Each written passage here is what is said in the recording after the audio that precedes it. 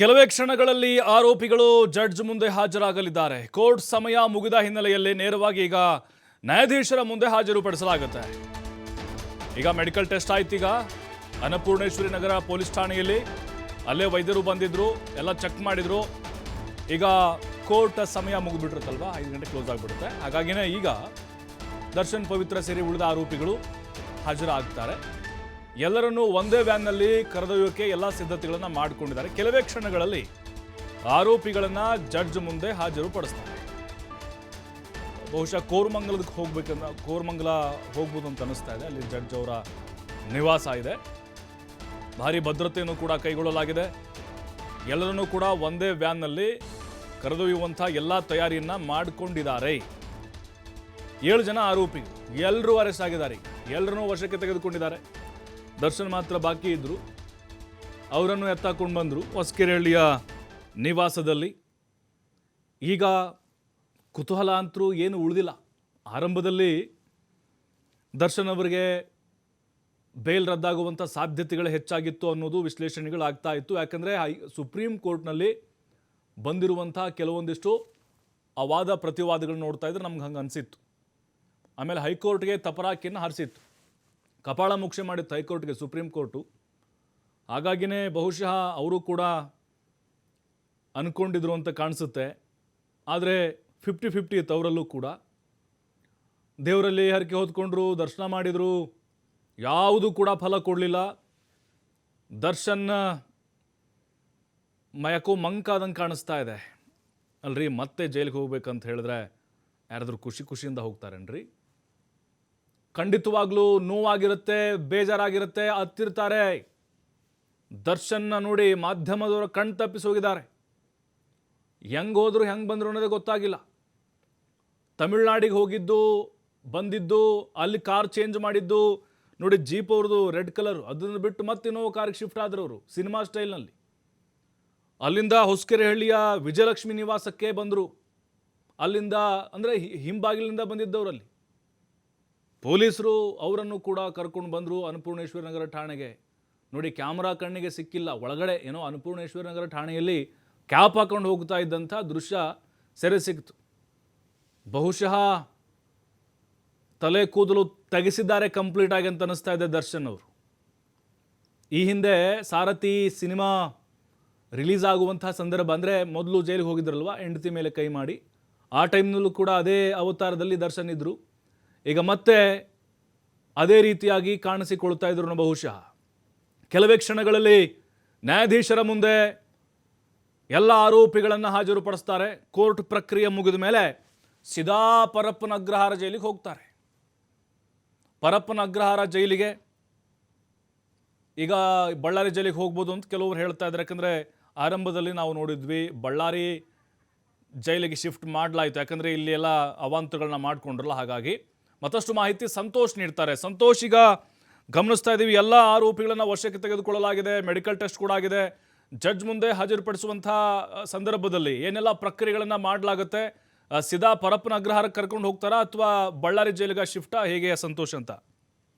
ಪ್ರಭು, ಈಗಾಗಲೇ ಏನು ಪ್ರಕರಣಕ್ಕೆ ಸಂಬಂಧಪಟ್ಟ ಹಾಗೆ 7 ಜನ ಆರೋಪಿಗಳು ಪೊಲೀಸರ ಮುಂದೆ ಶರಣಾಗಬೇಕಿತ್ತು. ಅದಕ್ಕೆ ಸಂಬಂಧಪಟ್ಟ ಹಾಗೆ ಈಗಾಗಲೇ 5 ಪೊಲೀಸರು ವಶಕ್ಕೆ ಪಡ್ಕೊಂಡು ವಿಚಾರಣೆಯನ್ನು ನಡೆಸ್ತಾ ಇದ್ರು. ಅದರ ಜೊತೆಗೆ ಉಳಿದಂತೆ 2 ಚಿತ್ರದುರ್ಗದಿಂದ ಬರಬೇಕಾಗಿತ್ತು. ಹೀಗಾಗಿ ತಡ ಆಗಿರುವಂತದ್ದು. ಅವರು ಕೂಡ ಈಗ ಪೊಲೀಸರ ವಶದಲ್ಲಿರುವಂತದ್ದು. ಈಗಾಗಲೇ ಮೆಡಿಕಲ್ ವೈದ್ಯಕೀಯ ತಪಾಸಣೆಯನ್ನು ಮಾಡಿರುವಂತ ಪೊಲೀಸರು ಅವ್ರನ್ನ ನ್ಯಾಯಾಲಯಕ್ಕೆ ಹಾಜರುಪಡಿಸಬೇಕಾಗಿತ್ತು. ಆದ್ರೆ ಇವತ್ತು ಏನು ಕೋರ್ಟ್ ಕಲಾಪಗಳ ಅವಧಿ ಮುಗ್ದಿರುವ ಹಿನ್ನೆಲೆಯಲ್ಲಿ ಒಂದು ನ್ಯಾಯಾಧೀಶರ ಮನೆಗೆ, ಕೋರಮಂಗಲದಲ್ಲಿರುವಂತ ನ್ಯಾಯಾಧೀಶರ ಸಂಕೀರ್ಣಗಳೇನೈತೆ ಅಲ್ಲಿರುವಂತವರ ಮನೆಗೆ ತೆಗೆದುಕೊಂಡು ಹೋಗಿ ಅವ್ರನ್ನ ಪ್ರೊಡ್ಯೂಸ್ ಮಾಡುವಂತದ್ದು. ಈಗಾಗಲೇ ಸುಪ್ರೀಂ ಕೋರ್ಟ್ ಆದೇಶದಂತೆ ಆರೋಪಿಗಳನ್ನು ವಶಕ್ಕೆ ಪಡ್ಕೊಂಡು ಒಂದಿಷ್ಟು ಪ್ರೊಸೀಜರ್ಗಳಿರುತ್ತೆ. ಸೊ ಆರೋಪಿಗಳಿಗೆ ಮೆಡಿಕಲ್ ಚೆಕಪ್ ಮಾಡಿಸುವಂತದ್ದು, ಅವ್ರಿಗೆ ನೀಡ್ಸ್ ಅಂದ್ರೆ ಬೇಸಿಕ್ ನೀಡ್ಸ್ ಏನಿರುತ್ತೆ, ಕೆಲವರಿಗೆ ಅನಾರೋಗ್ಯ ಇರ್ಬೋದು, ಟ್ಯಾಬ್ಲೆಟ್ಸ್ ಮತ್ತೊಂದು ಈ ತರದ್ದು ಏನೇನಿರುತ್ತೆ ಅದಕ್ಕೆ ಸಂಬಂಧಪಟ್ಟ ಹಾಗೆ ಅವೆಲ್ಲವನ್ನು ಕೂಡ ತೆಗೆದುಕೊಳ್ತಾರೆ. ತೆಗೆದುಕೊಂಡ ನಂತರ ಸೀದಾ ನ್ಯಾಯಾಧೀಶರ ಮನೆಗೆ ಒಂದು ಪ್ರೊಡ್ಯೂಸ್ ಮಾಡ್ತಾರೆ. ಅಲ್ಲಿ ಪ್ರತಿಯೊಬ್ಬರ ಅಟೆಂಡೆನ್ಸ್ ಅನ್ನ ತೆಗೆದುಕೊಳ್ಳಲಾಗುತ್ತೆ. ತೆಗೆದುಕೊಂಡ ನಂತರ ಇನ್ನು ಸುಪ್ರೀಂ ಕೋರ್ಟ್ ನ ಜಡ್ಜ್ಮೆಂಟ್ ಕಾಪಿ ಈಗಾಗಲೇ ಸಿಕ್ಕಿರುವಂತದ್ದು. ಅದನ್ನು ನೋಡಿರುವಂತ ನ್ಯಾಯಾಧೀಶರು ಇವ್ರನ್ನ 14 ದಿನಗಳ ಕಾಲ ಒಂದು ನ್ಯಾಯಾಂಗ ಬಂಧನಕ್ಕೆ ನೀಡ್ತಾರೆ. ಸೊ ಇದಾದ ಬಳಿಕ ಪ್ರತಿ ಕಸ್ಟಡಿ ನ್ಯಾಯಾಂಗ ಬಂಧನ ಮುಗಿದ ನಂತರ ಪ್ರತಿ ಬಾರ ಇವರು ಫಿಸಿಕಲಿ ಆರ್ ವಿಡಿಯೋ ಕಾನ್ಫರೆನ್ಸ್ ಮುಖಾಂತರ ನ್ಯಾಯಾಲಯಕ್ಕೆ ಹಾಜರಾಗಬೇಕಾಗುತ್ತೆ. ಆಗ ಪುನಃ ಅವ್ರನ್ನ ಕಸ್ಟಡಿಗೆ ಕೊಡುವಂತ ಕೆಲಸಗಳಾಗ್ತದೆ. ಸದ್ಯ ಆರೋಪಿಗಳನ್ನ ಕರ್ಕೊಂಡೋಗಿ ಅವ್ರ ಮನೆಗೆ ಪ್ರೊಡ್ಯೂಸ್ ಮಾಡ್ಲಿಕ್ಕೆ ಸುಮಾರು 8-9 ಗಂಟೆ ಆಗಬಹುದು ಅನ್ನೋ ಮಾಹಿತಿ ಇರುವಂತದ್ದು. ಪೊಲೀಸರು ಅದಕ್ಕೆ ಬೇಕಾಗಿರುವ ಎಲ್ಲಾ ಸಿದ್ಧತೆಗಳನ್ನು ಕೂಡ ಮಾಡ್ಕೊಂಡಿರುವಂತದ್ದು ಪ್ರಭು. ಅಂದ್ರೆ ಈಗ ಸಂತೋಷ್ ಪಟೇಲ್ 6 ತಿಂಗಳು ಬೇಕೇ ಬೇಕು ಟ್ರಯಲ್ ಅಂತ ಹೇಳ್ತಿದ್ದಾರೆ. ಕೆಲವೊಬ್ರು ಇಲ್ಲ ಅದು 2-3 ವರ್ಷ ಹೋಗ್ಬೋದು ಅಂತ ಹೇಳ್ತಿದ್ದಾರೆ. ಅಂದರೆ ಕೊಲೆ ಕೇಸ್ ಆಗಿರೋದ್ರಿಂದಾಗಿ ಬಹುಶಃ ಇನ್ನೂ ಎಷ್ಟು ವರ್ಷಗಳ ಕಾಲ ಜೈಲಲ್ಲಿ ಇರಬೇಕು ಅನ್ನೋದು ಸಹಜವಾಗಿ ಅವರ ಅಭಿಮಾನಿಗಳು ಪ್ರಶ್ನೆ ಮಾಡ್ತಾ ಇದ್ದಾರೆ, ಸಾಧ್ಯತೆಗಳು ಅಂತ. ಪ್ರಭು, ಇಲ್ಲಿ ಪ್ರಮುಖವಾಗಿ ಏನ್ ಹೇಳಿದ್ರೆ ಈಗಾಗಲೇ ಸುಪ್ರೀಂ ಕೋರ್ಟ್ ಜಾಮೀನು ರದ್ದನ್ನು ಮಾಡುವಂತ ಸಂದರ್ಭದಲ್ಲೇ ಕೆಲವು ಆದೇಶವನ್ನು ಹೊರಟಿರುವಂತದ್ದು. ಪ್ರಕರಣಕ್ಕೆ ಸಂಬಂಧಪಟ್ಟಂಗೆ ಶಾಸ್ತ್ರೀಯ ವಿಚಾರಣೆಯನ್ನ ಶೀಘ್ರವಾಗಿ ಮಾಡಬೇಕು ಅಂತ ಹೇಳಿ. ಅಂದ್ರೆ ಫಾಸ್ಟ್ ಟ್ರ್ಯಾಕ್ ಕೋರ್ಟ್ ಮಾಡಿಲ್ಲ ಅಂದ್ರೂ ಪರವಾಗಿಲ್ಲ, ಶೀಘ್ರ ಅಂದ್ರೆ ತತ್ಕ್ಷಣಕ್ಕೆ ಶುರುವಾಗ್ಬಿಡ್ಬೇಕು ಪ್ರಕರಣದ ಟ್ರಯಲ್ ಅಂತ ಹೇಳಿ. ಹೀಗಾಗಿ ತಕ್ಷಣವೇ ಪ್ರಕರಣದ ಟ್ರಯಲ್ ಆರಂಭ ಆಗುತ್ತೆ. ಏನಿಲ್ಲ ಅಂದ್ರೆ ಕಡಿಮೆ ಅಂದ್ರು 6 ತಿಂಗಳಿಂದ 1 ವರ್ಷ ಟ್ರಯಲ್ ಮಾಡ್ಲಿಕ್ಕೆ, ಅಂದ್ರೆ ಯಾವುದೇ ಪ್ರಕರಣದ್ದು ಮಾಡ್ಲಿಕ್ಕೆ, ಟ್ರಯಲ್ ನಡೆಸಲಿಕ್ಕೆ, ಆರ್ಗ್ಯುಮೆಂಟ್ ಮಾಡ್ಲಿಕ್ಕೆ ಸಮಯಾವಕಾಶ ಬೇಕಾಗುತ್ತೆ. ಒಂದು ವೇಳೆ ಶಾರ್ಟ್ ಡೇಟ್ ಗಳನ್ನ ಕೊಟ್ಕೊಂಡು ಮಾಡಿದ್ರು ಕೂಡ ಮಿನಿಮಮ್ 6 ತಿಂಗಳ ಕಾಲ ಬೇಕಾಗಿರುವಂತ ಸಾಧ್ಯತೆಗಳಿರುತ್ತೆ. ಸೊ ಅದು ನ್ಯಾಯಾಲಯದ ವಿವೇಚನೆಗೆ ಬಿಟ್ಟಿರುವಂತದ್ದು. 6 ತಿಂಗಳಿಂದ 1 ವರ್ಷದ ಒಳಗೆ ಕಡ್ಡಾಯವಾಗಿ ಇವರು ಏನು ಪ್ರಕರಣದ ಟ್ರಯಲ್ ಮುಗಿಸ್ತಾರೆ. ಆದ್ರೆ 6 ತಿಂಗಳ ಕಾಲ ಇವರಿಗೆ ಎಲ್ಲೂ ಕೂಡ ಜಾಮೀನಿಗೆ ಅರ್ಜಿಯನ್ನ ಹಾಕೊಳ್ಳಿಕ್ಕೆ ಅವಕಾಶಗಳಿರೋದಿಲ್ಲ. ಈಗಾಗಲೇ ದ್ವಿಸದಸ್ಯ ಪೀಠದಲ್ಲಿ ಅರ್ಜಿ ತೀರ್ಪು ಬಂದಿರುವಂತದ್ದು. ಅದರ ಅಂದ್ರೆ ಅಪ್ಪರ್ ಬೆಂಚ್ ಅಂತ ಹೇಳಿದ್ರೆ ತ್ರಿಸದಸ್ಯ ಪೀಠಕ್ಕೆ ಇವರು ಅರ್ಜಿಯನ್ನ ಹಾಕೊಳ್ಬೇಕಾಗುತ್ತೆ. ಅದಕ್ಕೆ ಇವರು ಏನೋ ಅನಾರೋಗ್ಯದ ಕಾರಣನೋ ಬೇರೆ ಏನಾದ್ರು ಜೆನ್ಯೂನ್ ರೀಸನ್ ಗಳನ್ನ ಕೊಡ್ಬೇಕಾಗತ್ತೆ. ಕೊಟ್ಟರು ಕೂಡ ತ್ರಿಸದಸ್ಯ ಪೀಠ ಇವ್ರಿಗೆ ಹಾಕಿರುವಂತ ಅರ್ಜಿಯನ್ನ ಅಡ್ಮಿಟ್ ಮಾಡ್ಕೊಳ್ಳುತ್ತಾ ಅನ್ನೋದು ಇಲ್ಲಿ ಮೊದಲನೇ ಪ್ರಶ್ನೆ ಇರುವಂತದ್ದು. ಒಂದು ವೇಳೆ ಆಗ ಅಡ್ಮಿಟ್ ಆದ್ರೆ ಪ್ರಕರಣದ ಏನು ಚಾಲೆಂಜ್ ಮಾಡಿ ಅಲ್ಲಿ ಆರ್ಗ್ಯುಮೆಂಟ್ ಗಳನ್ನ ಮಾಡ್ಬೋದು. ಅರ್ಜಿನೇ ಅಡ್ಮಿಟ್ ಆಗ್ಲಿಲ್ಲ ಅಂತ ಹೇಳಿದ್ರೆ ಇವ್ರಿಗೆ 6 ತಿಂಗಳ ಕಾಲ ಯಾವುದೇ ಅವಕಾಶಗಳಿರಲ್ಲ.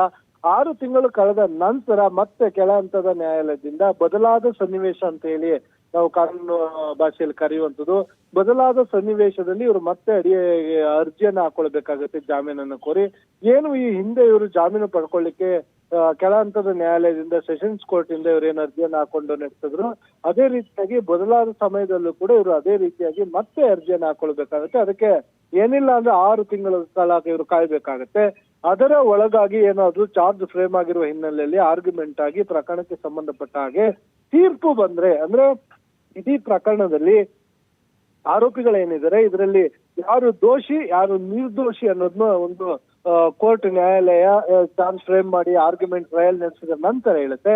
ಆ ಸಂದರ್ಭದಲ್ಲಿ ಏನಾದ್ರೂ ದರ್ಶನ್ಗೆ ನಿರ್ದೋಷಿ ಇಲ್ಲ ಆರೋಪಿಗಳು ಎಲ್ರಿಗೂ ನಿರ್ದೋಷಿ ಅಂತ ಬಂದ್ರೆ ಎಲ್ರು ಕೂಡ ಬಿಗ್ ರಿಲೀಫ್ ಅನ್ನ ಪಡ್ಕೊಳ್ತಾರೆ. ಆದ್ರೆ ಈಗಿರುವಂತ ಮೇಲ್ನೋಟಕ್ಕೆ ನೋಡಿದ್ರೆ ದರ್ಶನ್ ದೋಷಿ ಅಂತ ಬರುವಂತ ಸಾಧ್ಯತೆ ಇರಬಹುದು ಅನ್ನೋ ಅನುಮಾನಗಳಿದೆ. ಅದೇ ಅದನ್ನೆಲ್ಲೂ ಕೂಡ ಸ್ಪಷ್ಟಪಡಿಸ್ಲಿಕ್ಕೆ ಆಗಲ್ಲ. ಯಾಕಂತ ಹೇಳಿದ್ರೆ ಇವ್ರ ಮೇಲೆ ಸಿಕ್ಕಿರುವಂತ ಸಾಕ್ಷ್ಯಾಧಾರಗಳಿರ್ಬೋದು, ಪೊಲೀಸರ ಇನ್ವೆಸ್ಟಿಗೇಷನ್ ಸ್ಟೈಲ್ ಇರ್ಬೋದು, ಎಲ್ಲವೂ ಕೂಡ ತುಂಬಾ ಚೆನ್ನಾಗಿ ಬಂದಿದೆ. ಹೀಗಾಗಿ ಇವ್ರಿಗೆ ಯಾವುದೇ ಹಂತದಲ್ಲೂ ಕೂಡ ಇವ್ರಿಗೆ ಟ್ರಯಲ್ ನಡೆದಂತ ಸಂದರ್ಭದಲ್ಲಿ ದೋಷಿ ಅಥವಾ ನಿರ್ದೋಷಿ ಅಂತ ಆಗ್ಬೋದು. ದೋಷಿ ಅಂತ ಆಗಿದ್ದೇ ಆದಲ್ಲಿ ಇವ್ರಿಗೆ ಏನು ಲೈಫ್ ಅಂತ ಏನ್ ಹೇಳ್ತೀವಿ, ಕೊಲೆ ಪ್ರಕರಣದಲ್ಲಿ ಜೀವಾವಧಿ ಅಂದ್ರೆ ಜೀವಿತ ಇರೋವರೆಗೂ ಕೂಡ ಇವ್ರಿಗೆ ಶಿಕ್ಷೆ ಆಗ್ಬೋದು, ಇಲ್ಲ ಮರಣದಂಡನೆ ಶಿಕ್ಷೆ ಕೂಡ ಕೊಡ್ಲಿಕ್ಕೆ ಅವಕಾಶ ಇರುವಂತದ್ದು. ಮ್ಯಾಕ್ಸಿಮಮ್ ಕನಿಷ್ಠ ಮತ್ತೆ ಗರಿಷ್ಠ ಎರಡನ್ನು ನೋಡಿದಾಗ ಅದು ನ್ಯಾಯಾಲಯದ ವಿವೇಚನೆಗೆ ಬಿಟ್ಟಿದ್ದು. ಯಾರ್ಯಾರ ಪಾತ್ರ ಏನಿರುತ್ತೆ ಅನ್ನೋದನ್ನ ಆಧಾರವಾಗಿ ಇಟ್ಕೊಂಡು ನ್ಯಾಯಾಲಯ ಒಂದು ಈ ಶಿಕ್ಷೆಯನ್ನ ಪ್ರಕಟ ಮಾಡುವಂತದ್ದು.